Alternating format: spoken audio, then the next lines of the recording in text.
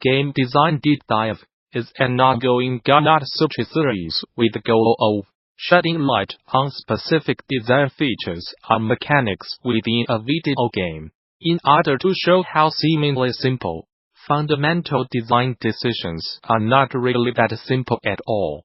Check out earlier installments in the action based RPG situational awareness and player frustration grip, and the capital ship invasion that star. Also, dig into ever-growing deep dive analysis minded features on everything from rocket jumping in Rocket Legato Dying Light's natural movement system. I am a games designer with 10 years experience in the industry.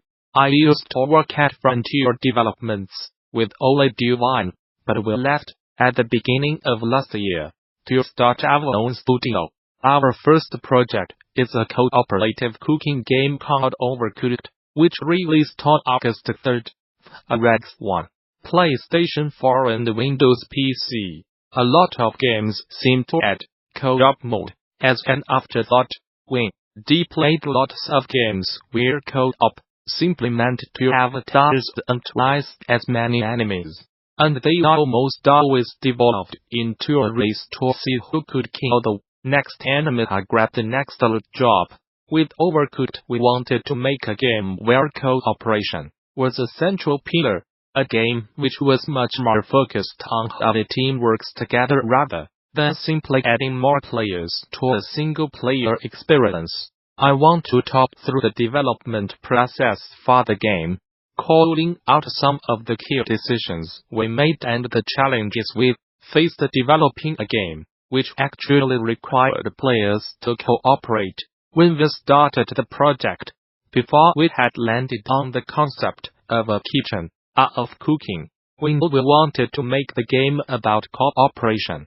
There are lots of games which allow players to work as a team, but more often than not the focus is on the skills and abilities of the individuals rather than how good the team is at communicating or coordinating their behavior.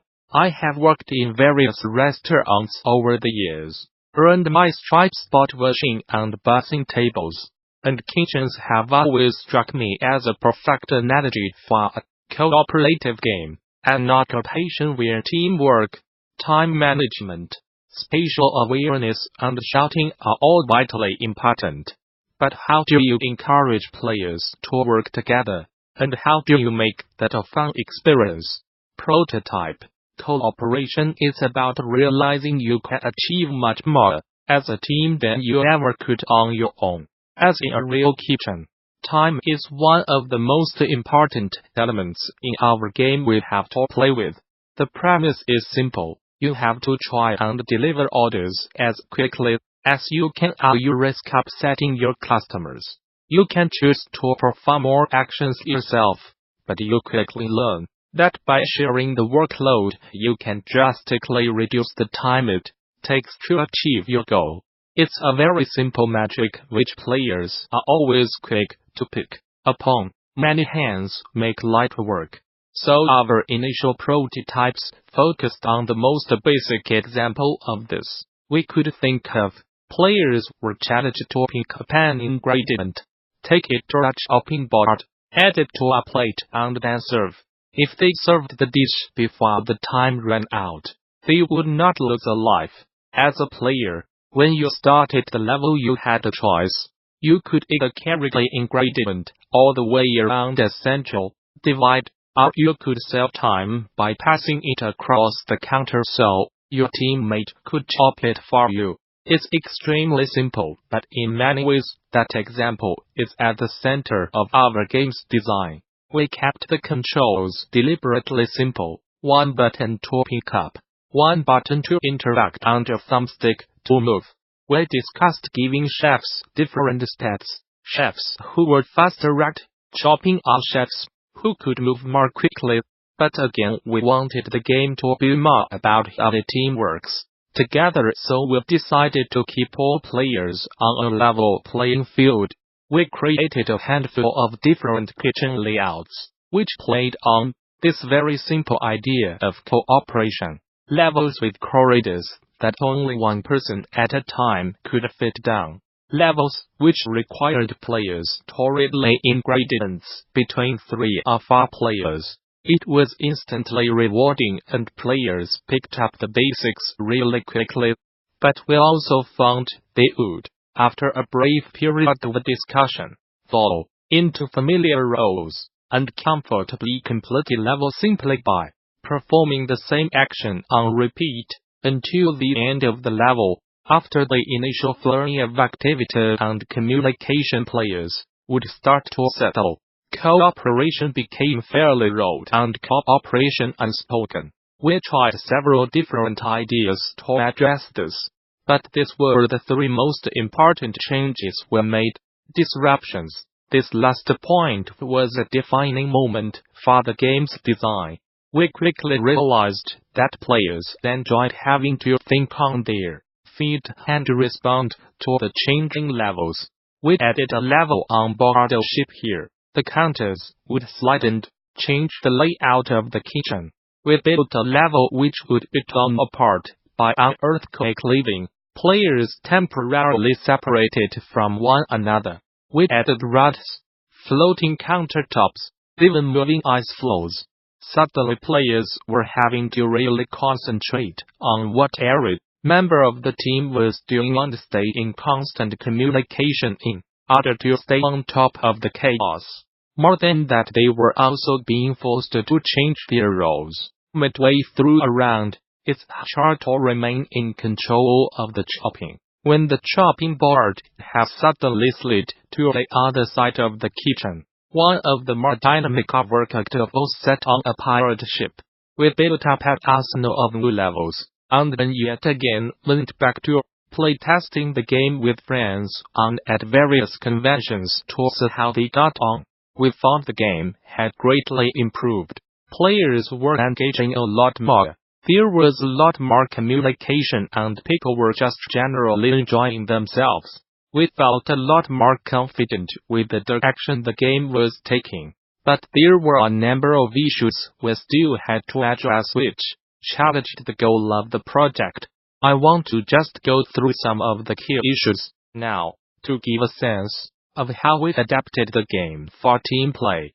Scoring. Our original take on the game gave the players 3 lives, and would deduct a life every time the player failed to deliver an order in time. It was a fairly simple system. We gradually ramped up the number of orders, and the players had to stand the tide for as long as they could. But there was a general sense from players that they were constantly failing and that they were just doing their best to prolong the round, which detracted from their sense of unity. To counter this, we made a fairly big change to scoring and instead gave the player a time limit within which to serve as many orders as possible. Players could still fail orders, but they instead incurred a minor deduction in score. It made the game much more fun and allowed players more breathing room to think about their actions and coordinate themselves with their teammates. Freedom and restriction. We focused a lot of our attention during the bulk of our development on this aspect of the game. The original prototypes we built gave the player much more freedom to make mistakes. Players were required to communicate a lot more information to each other, which was great. But there was also a lot of room for players to make silly errors, to forget what stage in the process they were up to. Case in point, originally players were given no indication of the contents of a pot. Players were required to communicate clearly, or risk getting another wrong. What's in this one? I think I have put 3 onions in that one. Oh, I think I might have just added a tomato by mistake. On the plus side, this required a lot of communication between the team, but it often led to a lot of frustration, particularly when coupled with the additional gameplay factors to keep track of. So we spent some time balancing how much freedom to give the player We restricted the number of items you could add to the pot, and we added item icons so players could track the contents of each meal. We stopped players from being able to add in prepared ingredients to a salt part to a burger, and we replaced our word-based interface with an iconographic approach. We were constantly checking and balancing to ensure players still had to communicate but did not feel too frustrated if they made a mistake. Playtesting the game with students at Anglia Ruskin University, players could suddenly focus much more on cooperating, and were not constantly worried about making a simple mistake that might cost them the round.